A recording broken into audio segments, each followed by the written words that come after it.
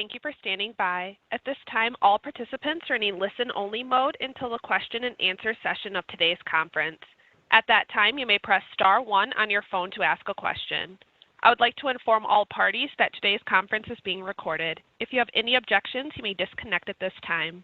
I would now like to turn the conference over to Katherine Hambleton. Thank you. You may begin. Thank you and good afternoon. I'm Katherine Hambleton with NASA's Office of Communications. Thank you all for joining us for our announcement of the regions NASA has identified for landing the next Americans on the Moon during Artemis III. Within these regions, there are multiple potential landing sites for Artemis III where the first woman may set foot on the lunar surface.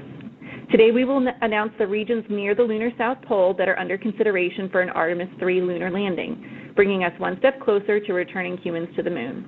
You may reference our press release about Artemis III landing regions on nasa.gov that was issued shortly before this call for visuals and additional information. Joining us on the line today to provide more details are Mark Kirsich, Deputy Associate Administrator for the Artemis Campaign Development Division at NASA headquarters, Jacob Bleacher, NASA's Chief Exploration Scientist at NASA headquarters, Sarah Noble, Artemis Lunar Science Lead for the Planetary Science Division, NASA headquarters, and Prasun Desai, Deputy Associate Administrator for the Space Technology Mission Directorate at NASA headquarters. Each speaker will make brief remarks, and then we will open the lines for questions from reporters. For those on the line, please press star 1 at any time to enter the queue to ask a question. Please remember, when we come to the questions, to state your name and affiliation and address the speaker you'd like to answer your question. We do ask that you please stick only to one question so that we can get to as many reporters as possible, and you may enter the queue again to ask additional questions if we have time. First, we'll hear from Mark Kirsich. Mark? All right, good afternoon. Thank you, Catherine, and welcome to everyone who is joining us today. It's particularly exciting for me to talk to you on the eve of Artemis I. As you all know, in just a little over a week, hopefully next Monday, the first flight of the Space Launch System, the SLS, and the first lunar orbital flight of Orion will take place, setting in motion a series of missions that will return people to the surface of the Moon for the first time in over 50 years. And I know, well, many eyes, including mine, by the way, hands, arms, cameras, iPhones, they're all focused on that beautiful vehicle in Florida. If you haven't seen it today, take time to look at it because it is quite a sight. But today, my science and technology colleagues who are on the line with me today, and I and others throughout the agency, we've been focused on what we're going to do on the future missions. And that leads us today. Today, Jake Bleacher, Sarah Noble, Prasun Desai, and I are here to announce some really exciting news. The 13 specific regions around the South Pole of the Moon that we have selected as potential Artemis III landing locations. Artemis mission planners, people that work with me, NASA's Human Landing System program at the Marshall Space Flight Center, and their prime contractor, SpaceX, have worked very closely with our agency's scientists and technologists to identify these 13 regions that you're going to hear more about today. And what you're going to hear more from our other speakers, that all of the regions that we have selected, all 13, have both utilization value. And what that means, they're of value to the scientific community and the technology community. People want and need to do things there, as well as meet the Artemis mission planning constraints, which can be challenging. This will be the first time we will land a human lander at the South Pole. It will be the first landing of a Starship, so we have to pay close attention to the engineering and safety constraints of the mission and the vehicle. First, some background on our plans to how do we get from today to that Artemis III landing? Well, it all starts in Florida a little over a week from now. You know about that. Artemis I, the first SLS flight, and the first Orion lunar orbital flight will demonstrate key capabilities of both of these vehicles. And it's extremely important. It's a very thorough, very rigorous test that will check out all the systems that are important to put humans on for the first time. About 2 years after Artemis I, in 2024, we will launch Artemis II, which will be the first time people will ride aboard Orion, and also the first time that people will return to the Moon since Apollo 17, an extremely important flight that will set the stage for the follow-on Artemis mission. About that time, shortly thereafter, SpaceX, our prime contractor for the uncrewed for the human landing system, they will perform an uncrewed with no people on it test of the HLS. That will be extremely important. And all of this culminates in late 2025 with our Artemis III flight, which will be our first Artemis crewed lunar landing, marking the first time a woman will walk on the moon, and also the first time we humans have visited the South Pole region. We've talked about this before. You're going to hear more about this today, but we're going back to the moon for several reasons. First of all, for science discovery, to learn more about ourselves, more about where we came from, planetary processes. We're going to advanced technology. Things we'll do just in creating the vehicles and systems that support people, but also things we'll do specifically on the surface of the moon will advance technology, help all people. And also, we're using this experience to prepare for a trip to Mars. We're going to demonstrate the systems we need. We're going to learn how to adapt, protect, and take care of the human body. And we're also going to learn how to use lunar resources to get to Mars. Our Artemis 1 and 2 missions will demonstrate the Space Launch System, Orion, our exploration ground systems, and also the space communications and navigation networks we need to do this mission. But to accomplish the actual lunar landing, we will add 2 more key elements before Artemis 3. One I've mentioned briefly, the human landing system, and also our exploration spacesuits. SpaceX, as I mentioned, will provide the Starship, what's known as the Starship Lunar Lander, and they are very much into the development of that lander as we speak. And we, NASA, just recently selected 2 companies, Axiom and Collins, that will build spacesuits. Now, when we selected the companies, there are actually 2 different suits we'll be developing via this contract mechanism, one for the International Space Station, and one we will use on Artemis 3 when we people walk on the moon for the first time. Talk a little bit about the Artemis 3 mission. It's different from the Apollo mission. In the Apollo mission, the elements we needed were all launched on a single Saturn V launch vehicle. And in our architecture, it's a little bit different. If you've seen the Starship concept, the SpaceX will actually launch a fuel depot that will orbit the Earth, and then they will launch tankers, which will fill up the fuel depot. And when there's the amount of fuel we need in Earth orbit, the actual Starship that will take people to the surface of the moon will launch from the Earth and will fill up with gas, if you will, in Earth orbit. It then travels to the moon, and it enters the orbit that we'll use to conduct our lunar operations from. It's called the Near Rectilinear Halo Orbit, NRHO. We use that acronym. It's a very stable orbit around the moon that gives us a very long look over the South Pole where we'll be landing. Once we've confirmed that the Starship is there and ready to receive the crew, then we will launch SLS on Orion from the Kennedy Space Center. Orion will travel to the moon and dock with the Starship in the NRHO orbit. We will spend a couple days docked, and then 2 of the crew will transit from Orion into the Starship, undock, and land on the moon. On the surface of the moon, we'll spend 6.5 days. The crew will do work both inside and outside the HLS. Outside, we'll be doing field science, deploying instruments, collecting samples to bring back to the Earth. Inside, we will do various observations of the human system and how they're adapting to the lunar gravity. At the end of approximately 6.5 days, the Starship will lift off from the surface of the moon, rendezvous with Orion in the NRHO. We will transfer the crew back into Orion, and Orion returns and lands in the ocean off the coast of San Diego, just like we will do on Artemis 2. The subsequent missions we're flying are going to build on what we accomplished during this flight. Right after Artemis 3, we'll begin the buildup of the Gateway.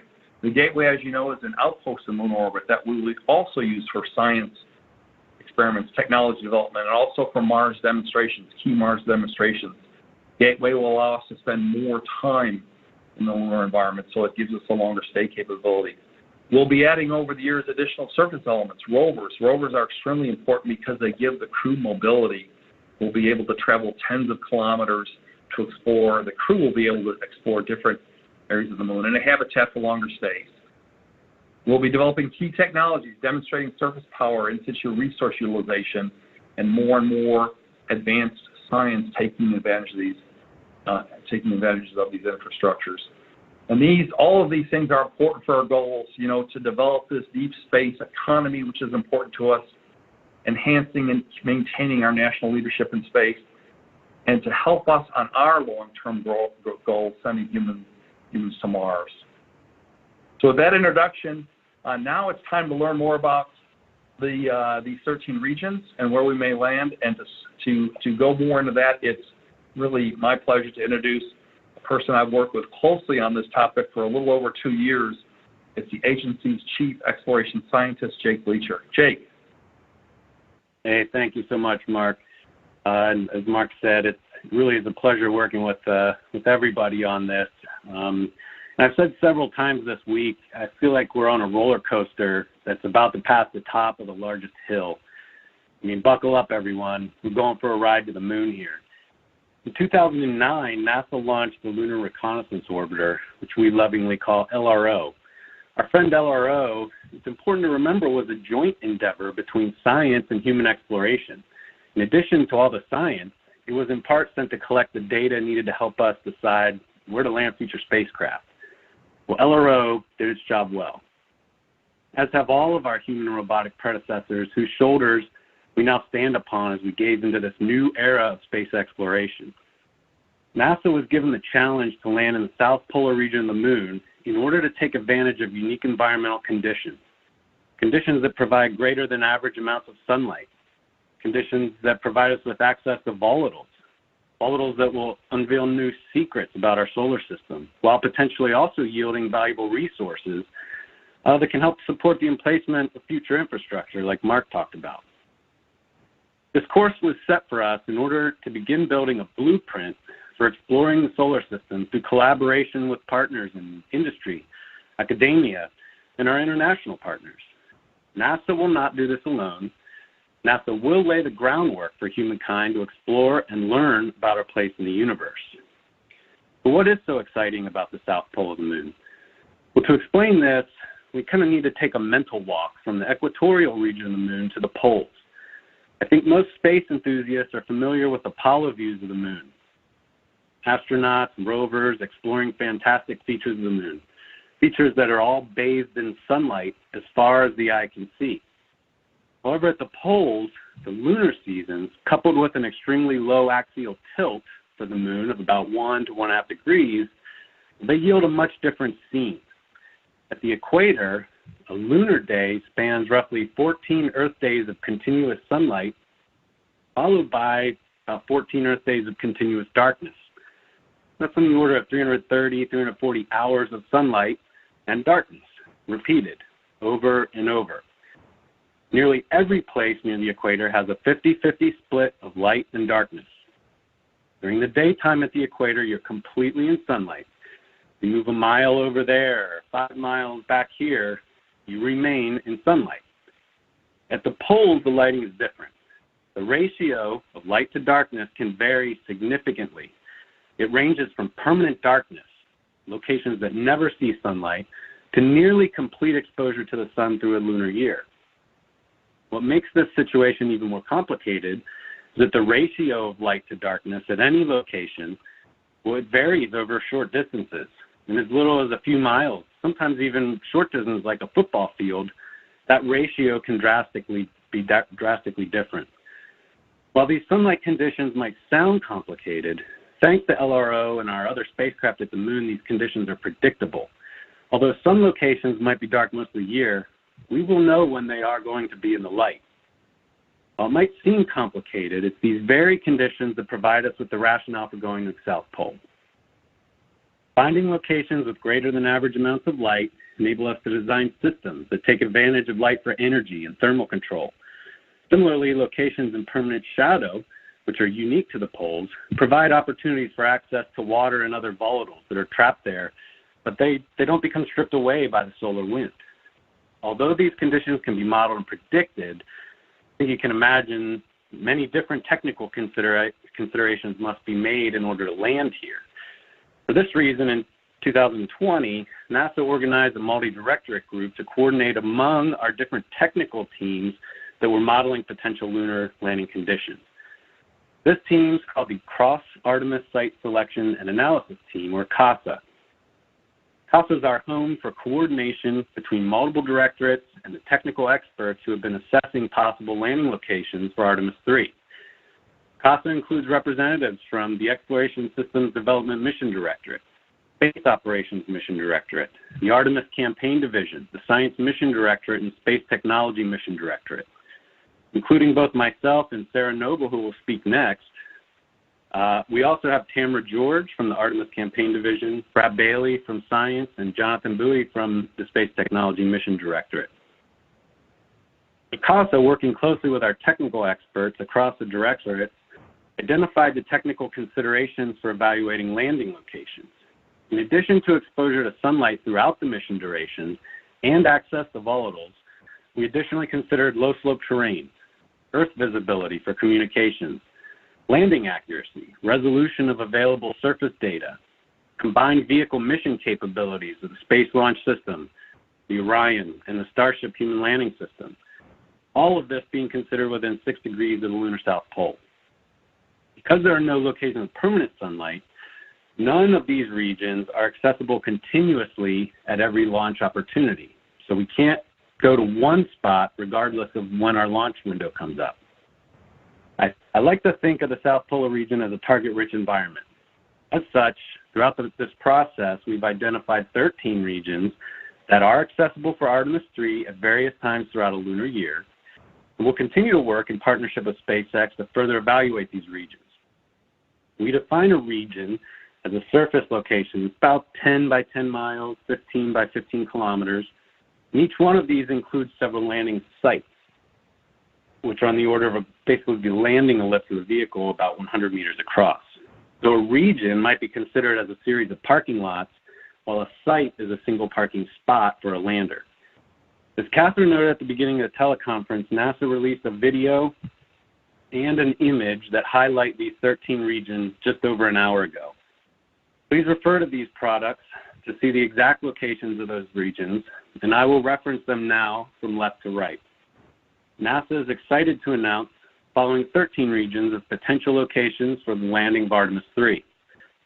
The rim of Amundsen Crater, the northeastern rim of Nobile Crater, called Nobile 2 on the image, the western rim of Nobile Crater, called Nobile 1, the Leibniz Beta Plateau, the rim of Falcini Crater, an elevated region between the Shackleton and Slater craters, Malapert Massif.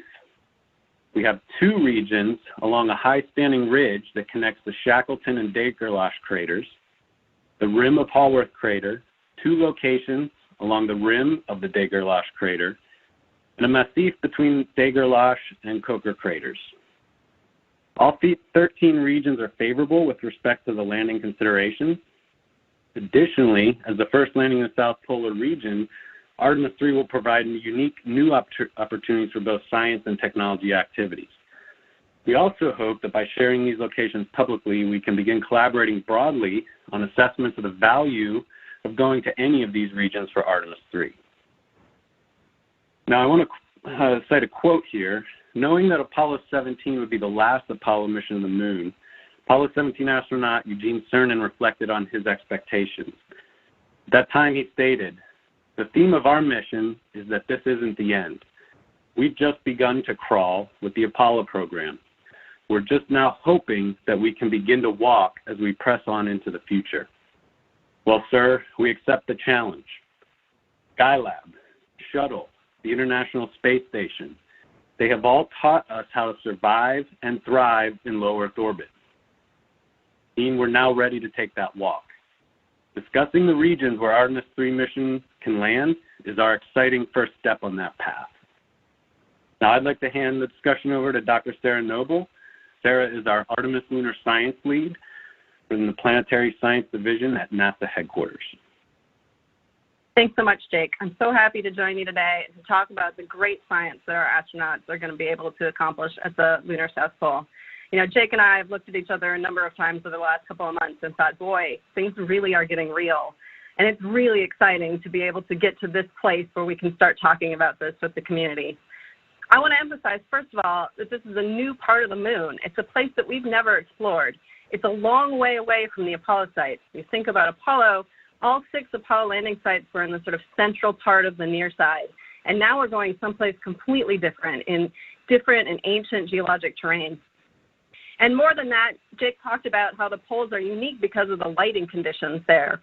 And that extreme lighting conditions leads to really extreme temperatures inside some of these craters where the sun has literally not reached for billions of years. And some of the coldest places in the solar system exist there. And those cold chaps are places where we believe that water and other volatiles get trapped. It is so cold there that molecules bouncing around the moon bounce into one of these cold traps and can't get back out again. And so we are very excited, not only for, as Jake talked about, as a resource, but also from a science perspective to understand what is present in these places. Where did that water come from? How did it get there? Where has it been? What is happening not only on the moon, but across the solar system? How is water moving around? And so we're really excited to figure out what science we're going to do at these 13 regions. We can do exciting science at all of them. We can access these ancient terrains. We will be able to access water and other volatiles that we'll be able to collect, seal, and bring home so that we can study them here in our labs on Earth. So I already know that many of our scientists have gotten hold of this press release an hour ago and are poring over it. I've seen some of the comments on Twitter. Everybody already has favorite places. And as they start looking at these sites, they will find many of them are familiar. Many of these are places that the science community has been talking about for years. And as we look towards our next steps and start diving down deeper into each of these regions, we're really looking forward to hearing from the science community about all the great science that can be done at each one of these individual locations so that they can help us prioritize.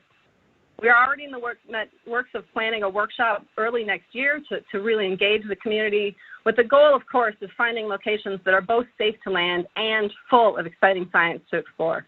We're really excited to start those conversations. We'll be starting them already next week at the annual Lunar Exploration Analysis Group meeting, and I really look forward to hearing from the community. So now I'm going to turn it over to Prasun Desai from the Space Technology Mission Directorate to talk about technology, infrastructure, and the future. Good afternoon. This is Prasun Desai.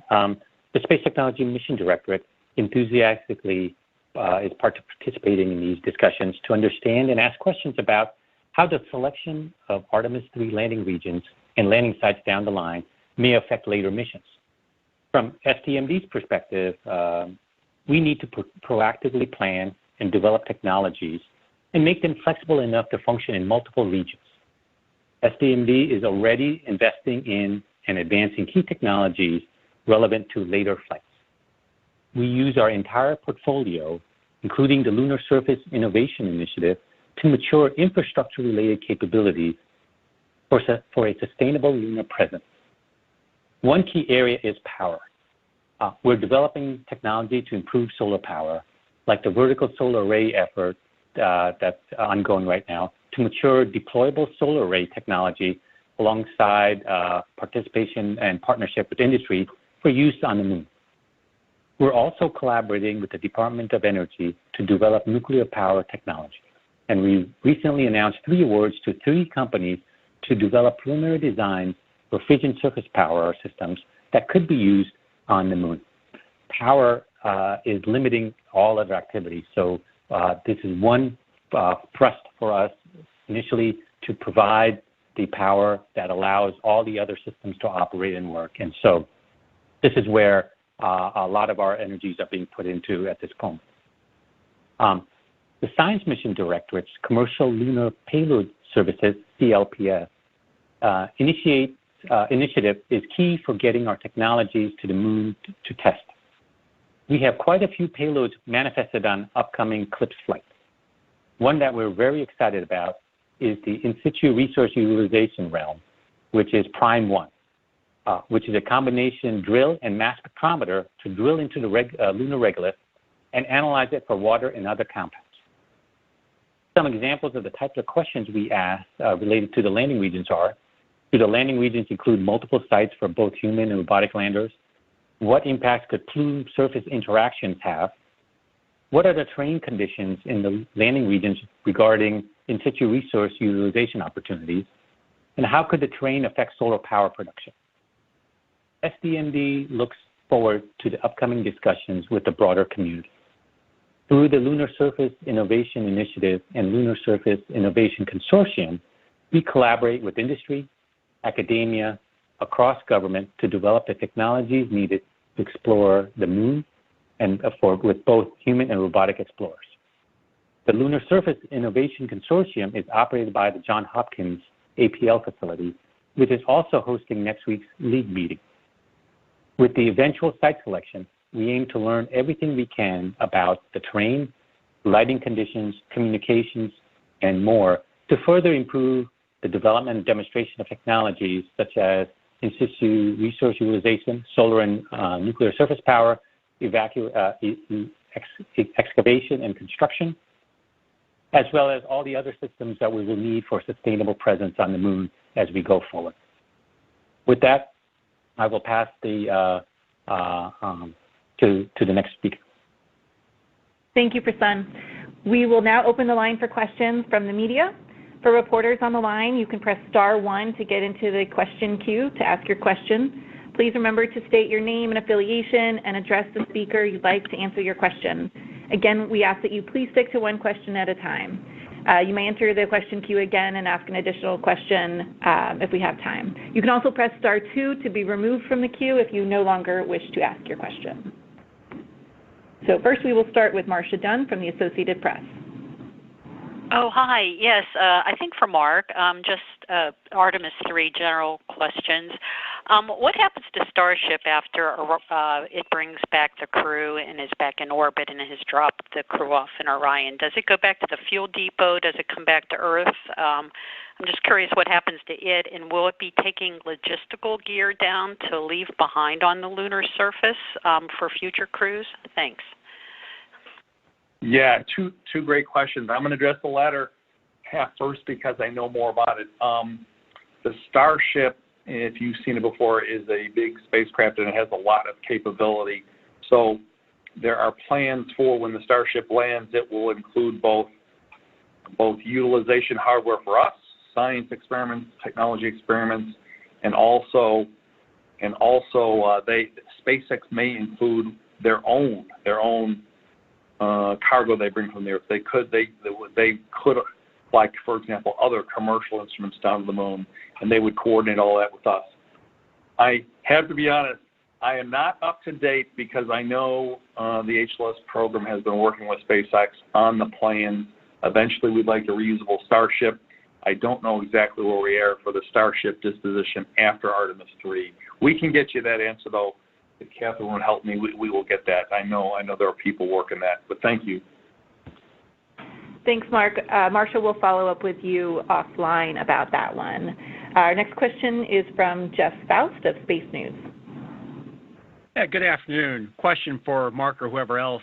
I'm just curious, how close to the Artemis III launch will you actually select the actual landing site for the mission, and will that landing site vary on a month-by-month or season-by-season basis based on lighting conditions? Will you basically have sort of like a rotating set of potential landing sites you would choose from based on when Artemis III actually launches?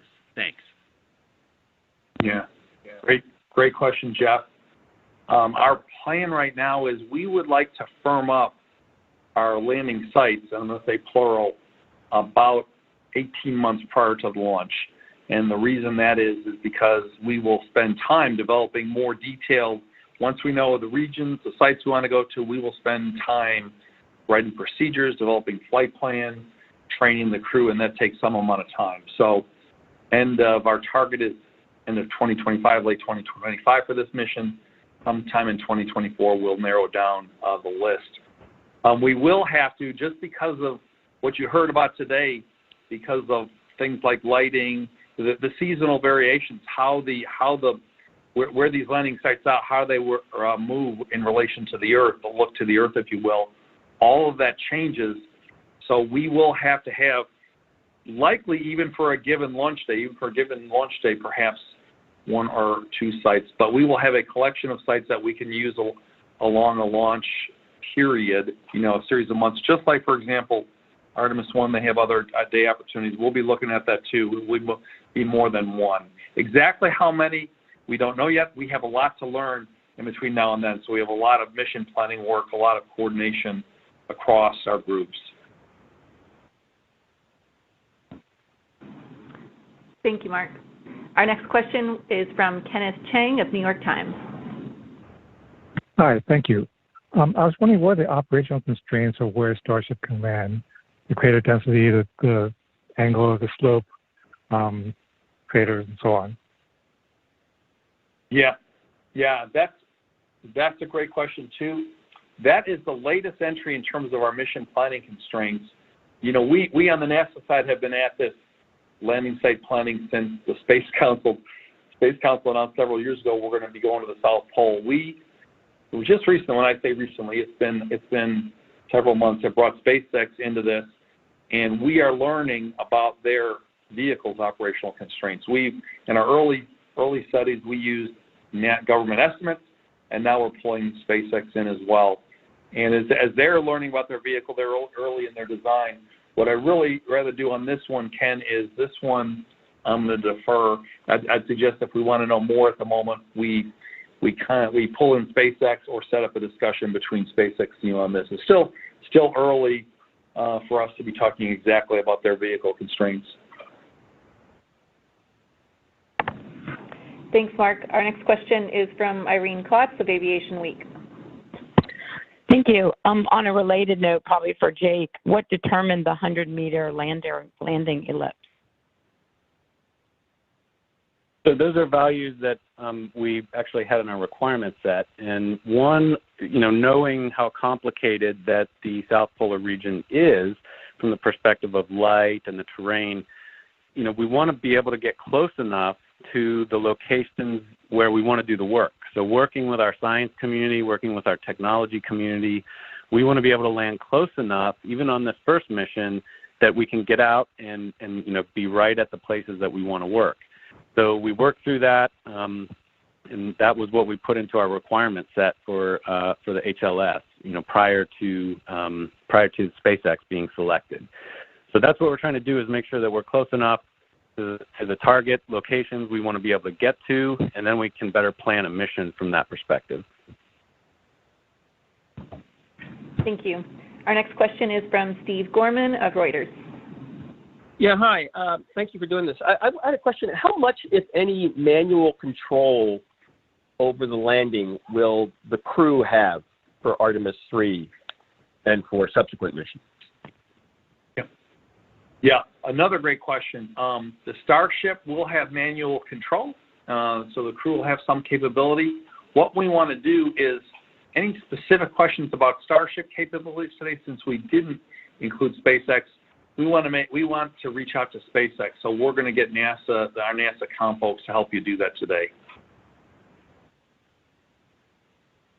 Thanks, Mark. Let's see. Our next question is from Megan Bartles of Space.com. Hi, thanks so much for taking my question, which I think is for Jake, but if others want to chime in, that's great. Now that you have candidate regions, will LRO be tasked to investigate those, and what might that work look like? Yeah, good question. So the Lunar Reconnaissance Orbiter is not currently in an orbit that will enable us to image these sites. But part of what went into some of our considerations for sites was the basis of availability of data so that we can meet some of our other considerations. So being able to look at the roughness of the surface, for instance. So the sites that we're talking about are places that the Lunar Reconnaissance Orbiter, based on a heritage of discussions that are documented in the community over many, many years, these are places that we have targeted specifically with LRO already. So we can't target these locations again with the Lunar Reconnaissance Orbiter, but we have targeted them specifically in the past.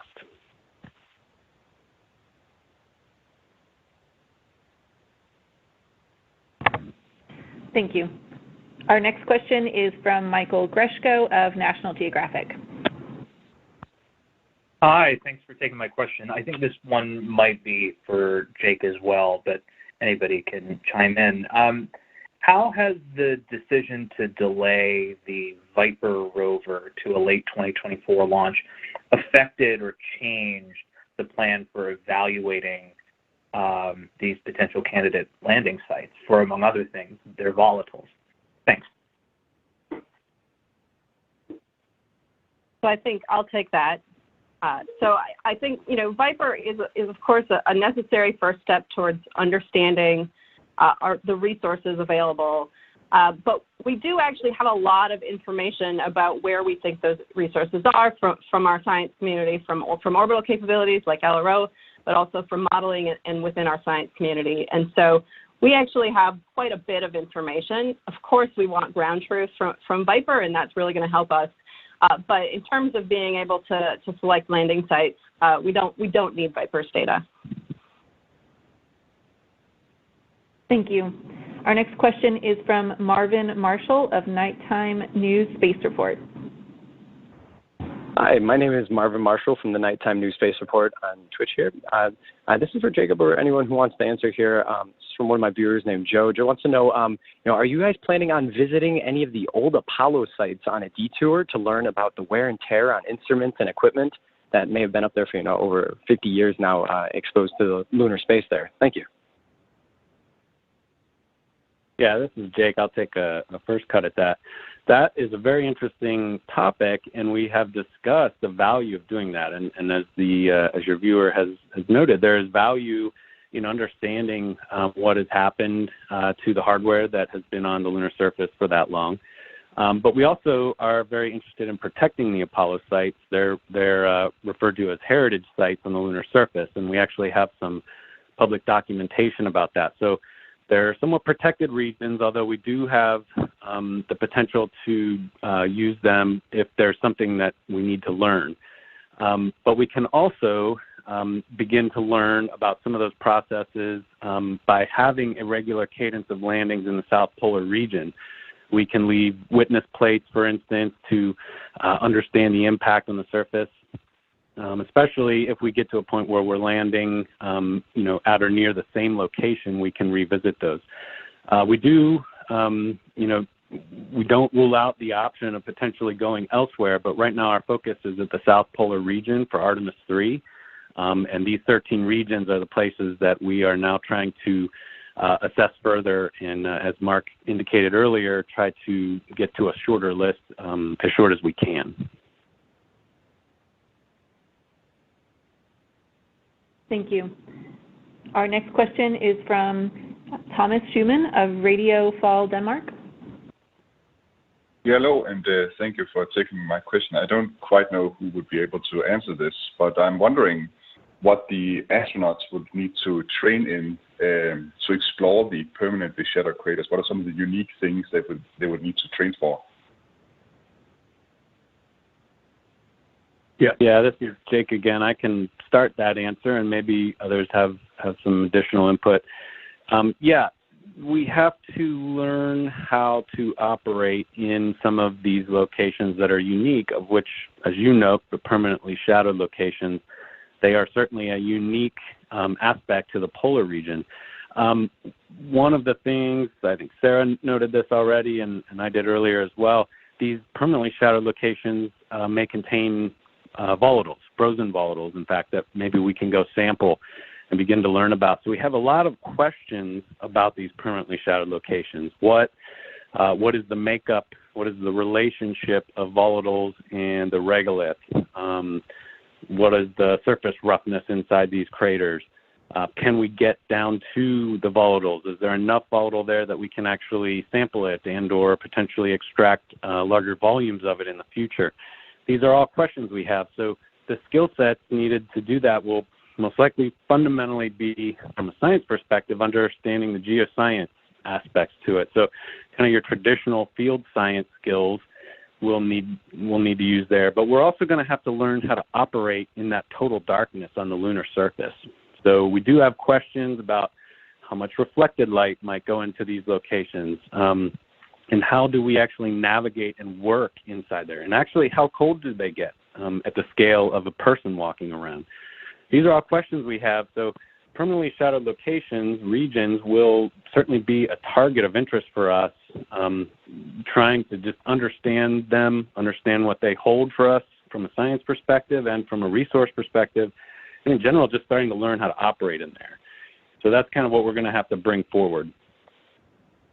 Yeah, and I can add to that, Jake, that it's not just operating in these permanently shadowed regions, but understanding how to do field geology in these extreme lighting conditions, even outside of these permanently shadowed craters, is going to be a challenge. And so we're actually practicing. We're, going out at night and doing analog activities where we bring our own sun and we test out the lights on the suits and make sure that our astronauts can actually see the geology that they're trying to study.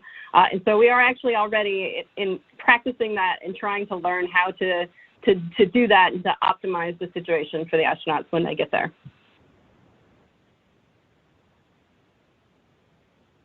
Thank you. Our next question is from Manuel Menzanti from Debate. Hi, good afternoon. How are you? Sorry, I apologize if you mentioned this during the presentation. I wonder that given that you took the decision along with SpaceX of these 13 places, I wonder if is it safe to assume that the first HLS demo flight will land in one of these places? The uncrewed demo flight, yeah, great question. We have a different arrangement for the uncrewed demo flight. SpaceX will actually lead the selection of where they land on the uncrewed mission.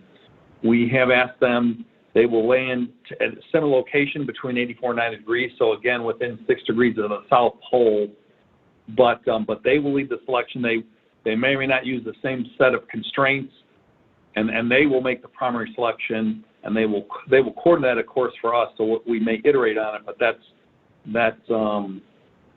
their responsibility. It will likely not be one of these 13 sites, but in the same region. And they're not required to use one of these 13 sites. Thank you. Our next question is from Leo Emright of Irish Television.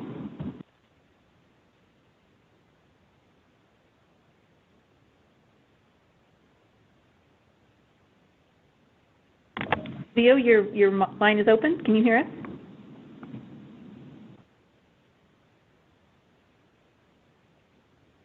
All right, Leo, we cannot hear you, so if you are having issues with your audio, you can rejoin the queue. We'll go now to another question from Marcia Dunn of the Associated Press. Yes, probably for Mark. I know you mentioned the first woman is going to be on this crew, but we also keep hearing about the first person of color. Is that a requirement for the first landing crew? Is it a desire, or is that TBT? Yeah, thank you, Marcia. Thanks. I know a lot of people talk about both those. So we know on the first mission we are going to land a woman, and whether or not that woman will be a person of color or either of the two crew members will be a person of color, that's not a mandatory requirement for the first mission. Could happen. It could be one of the subsequent missions. Thank you, Mark. We'll take another question from Steve Gorman of Reuters. Yeah, hi. I wanted to know, are all these 13 regions considered kind of like equal contenders, or are there one or several of them that are kind of maybe are more promising to you even at this point? And I wonder if you could also go through again some of the craters that they surround. You kind of rattled off the names of craters early on before I was trying to get this picture up. But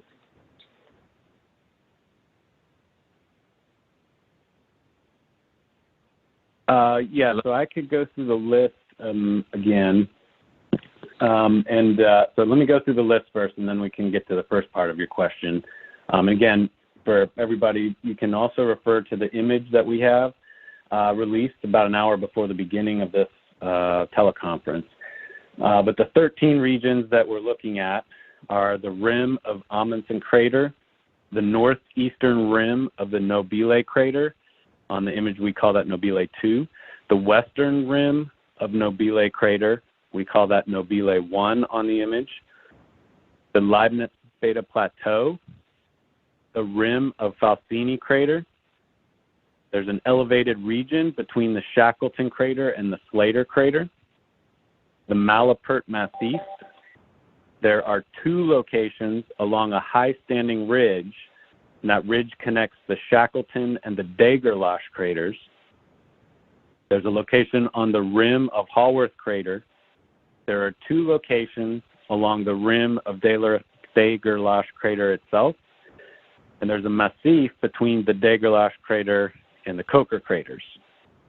Now, as I mentioned in the introduction, these are 13 regions that are favorable from our perspective with respect to the landing considerations that we talked about.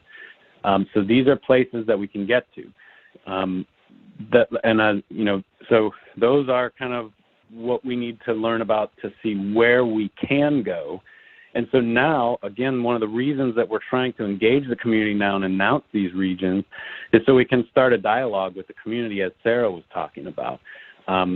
If we get to the point where we know we could go to 2 places at the same opportunity, then maybe we can weigh in the value between those 2 locations. But that's part of the work that we have to do going forward, in addition to working with SpaceX to further evaluate these 13 regions.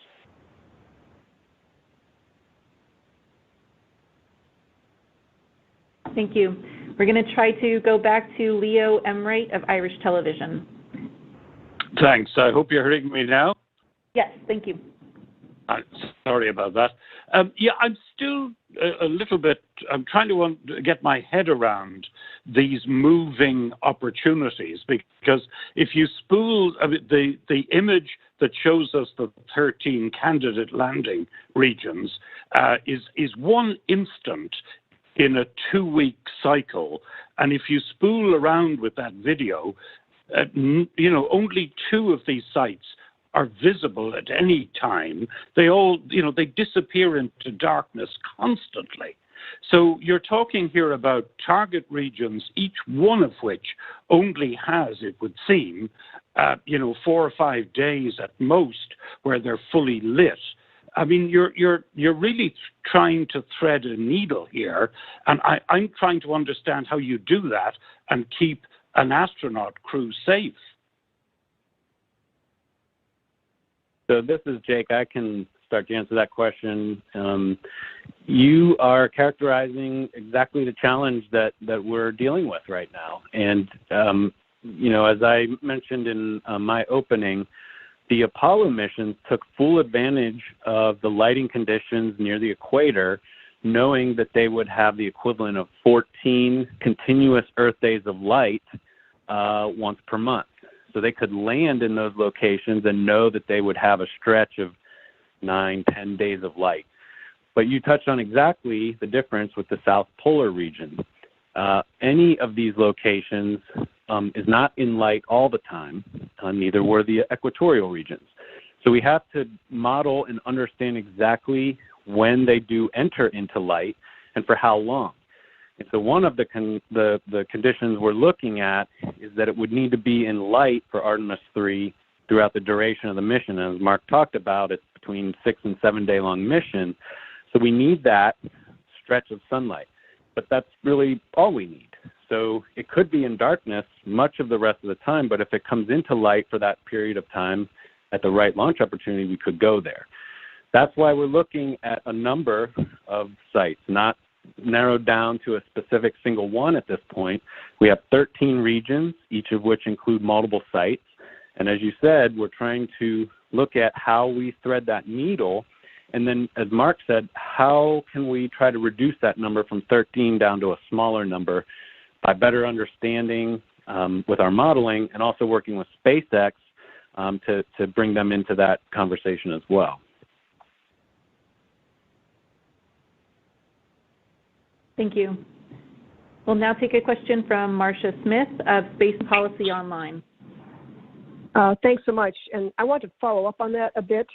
I'm wondering what the contingency plans are in case something goes awry.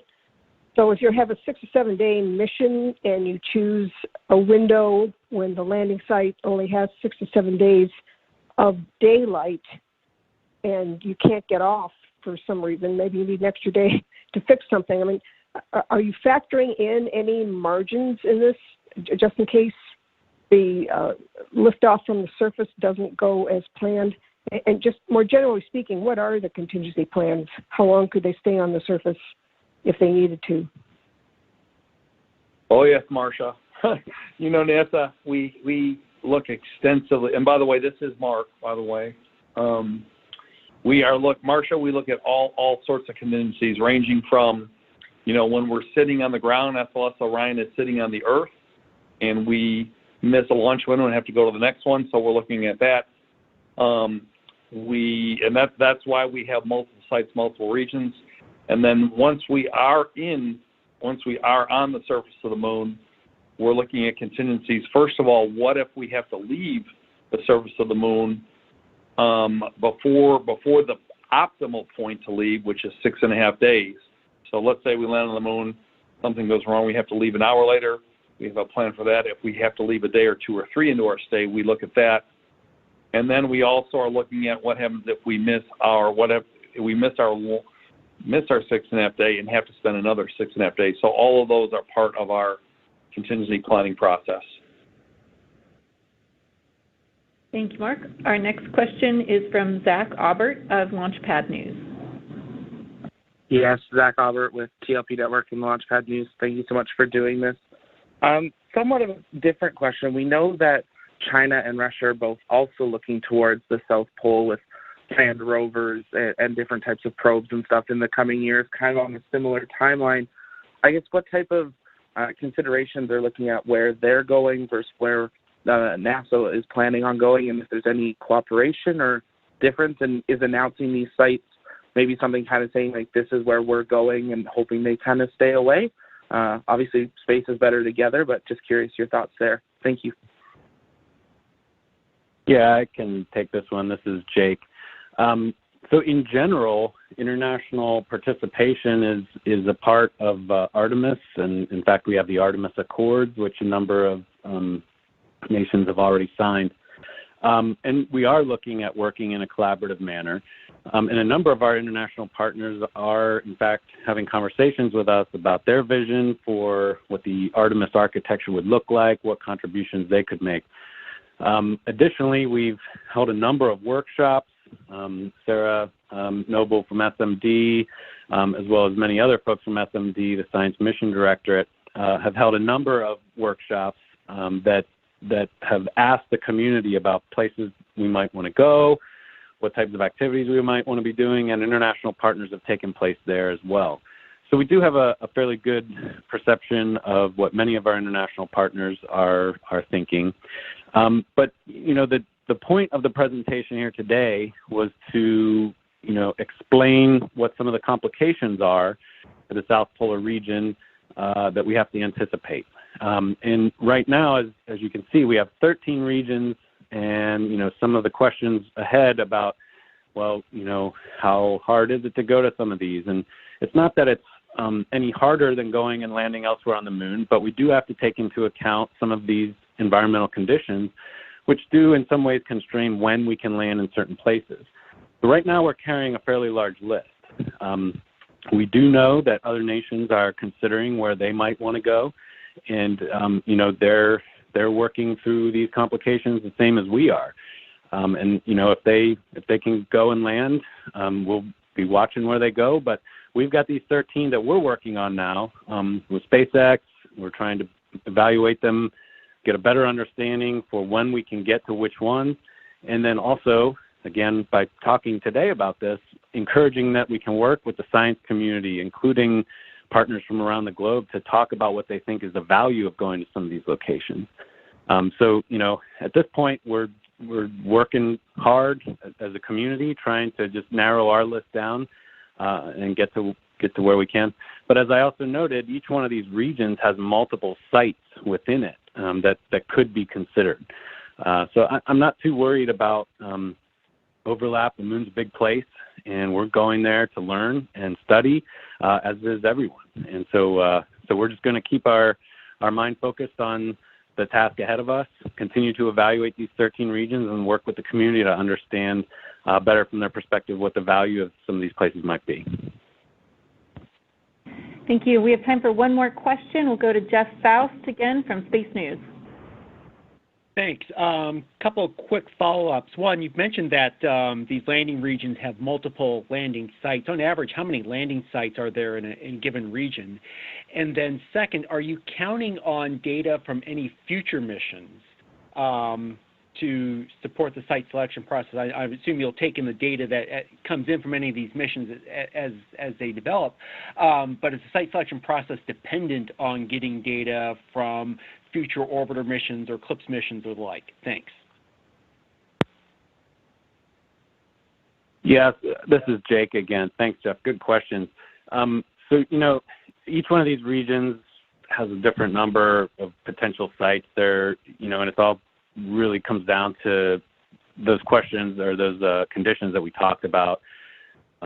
But, there's at least 10 in each one of these, and in many of them there are more than that, again. So we're just trying to get a handle on the regions right now and the timing at those regions before we even get into those specific details. As for data that we need, we don't need additional data in order to land this Artemis III mission. The Lunar Reconnaissance Orbiter did a great job, as well as the orbiters ahead of it. There will be activities such as Viper. Viper was brought up already, that will help us understand what those environmental conditions are like. Anytime we would go to the polar region, it will help us constrain our models on the lighting there. So any data is helpful, and we're happy to have it, but we don't require additional data in order to complete an Artemis III landing at these 13 regions at this time. Thank you, and thank you all to our speakers and to the reporters on the line. We'll now go to Mark Kiersich for a few closing remarks. Thank you, Catherine, and thanks to everybody who came to listen today. You can tell Jake, Sarah, Prasan, and I are all extremely excited about it. There's been a lot of work to date. We have a lot of work to go. We're going to be working together to find the best site that works for all of us. And you heard Sarah describe today how we are looking for external inputs. When we bring humans back to the moon, we want it to reflect the inputs and thoughts from the best and the brightest and the people who are passionate about this. So we are looking forward to the conferences that we have upcoming to help get other inputs to think about things we haven't thought about yet. And with that, you've heard about us thinking about Artemis III. We want to go back. I'm going to start slowing down a bit and putting my attention towards Artemis I. I'm heading to the Cape next Wednesday, and we're really looking forward to the kickoff of this series of missions a week from Monday with Artemis I and the launch of SLS and Orion. So thanks again for your time, and appreciate it. Thank you again for joining us today. You can listen to a replay of this recording on NASA's YouTube. Be sure to read our news release on the candidate landing regions for Artemis III, available on nasa.gov, as well as follow along with updates on the upcoming Artemis I mission by following our Artemis blog at blogs.nasa.gov/Artemis.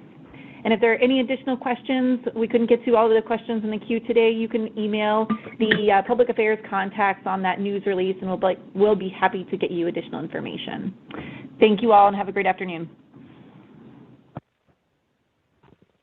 That concludes today's conference. Thank you for participating. You may disconnect at this time.